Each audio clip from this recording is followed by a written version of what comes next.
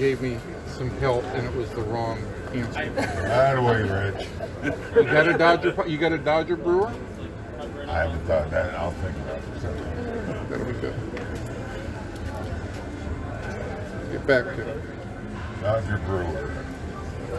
So how nice would it feel to get out of here with a sweeper? I'm sorry? How nice would it feel to get out of here with a sweeper? It's good to be here. Two good games, and we'll be doing all we can to win the ball game just like them. Hey, so when it comes to catching now, you've got a pretty good two-headed monster. Three-headed monster. But what's your thought on how you deploy your catchers going forward? You know, I'll look at the series that's ahead of us and get it planned out and let these guys know. And now I'll say this: Mitch has done a tremendous job, hasn't he? Swinging the bat and what he's done behind the plate. When you lose your all-star catcher, you're hoping somebody steps up, not just replace him behind the plate, but in the lineup. And he's done both.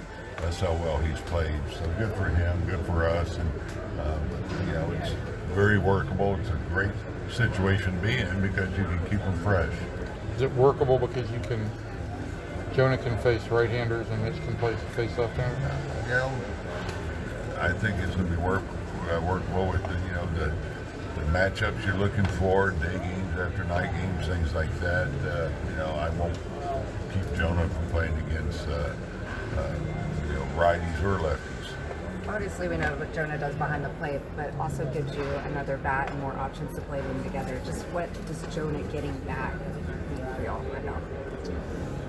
He's a guy that's really been leading the way.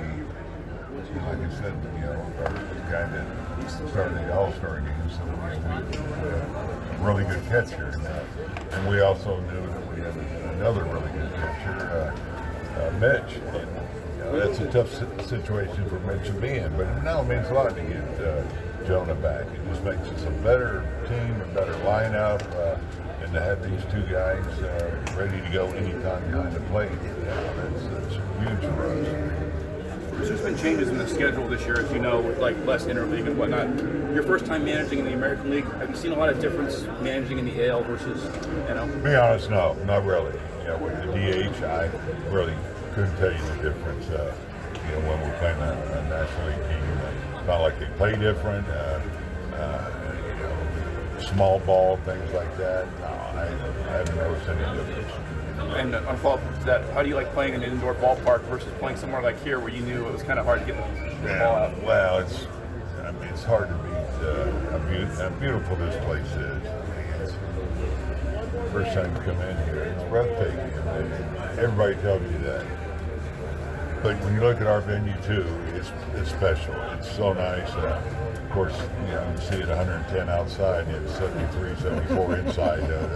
That's nice to have. But they did a great job on our ballpark and our clubhouse, and so we have a really, really nice venue.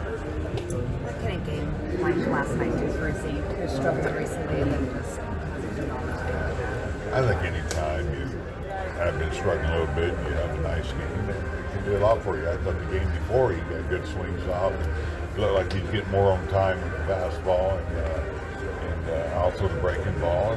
That's what you build on. The confidence grows with that, just like it can waver a little bit when you're not having success. Has this weekend been as emotional as you expected it to be? Not as emotional? It was great to get back. It really was. See a lot of friends, see this ballpark, see the fans. I knew it would at times be emotional.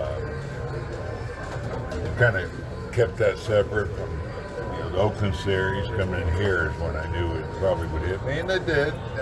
No question about it. I can't think. I did send a message to Larry and how grateful I was with the tribute that they put out there, and of course the fans.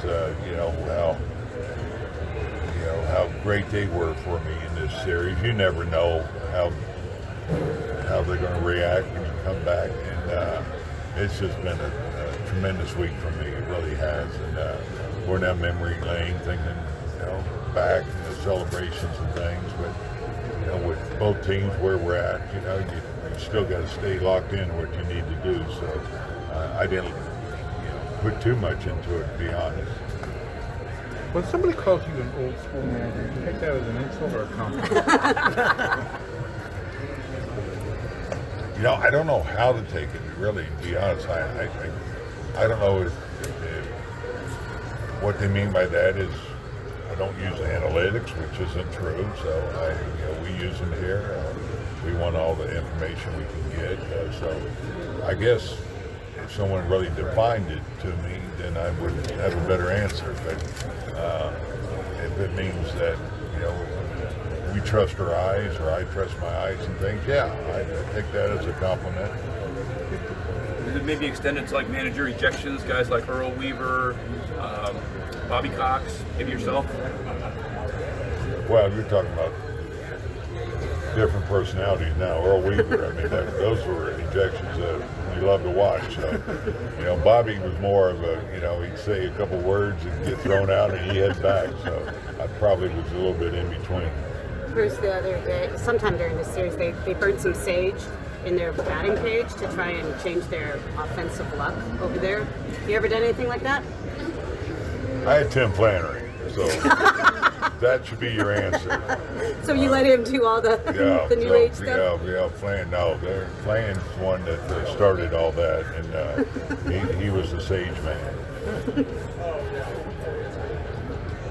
Everybody set?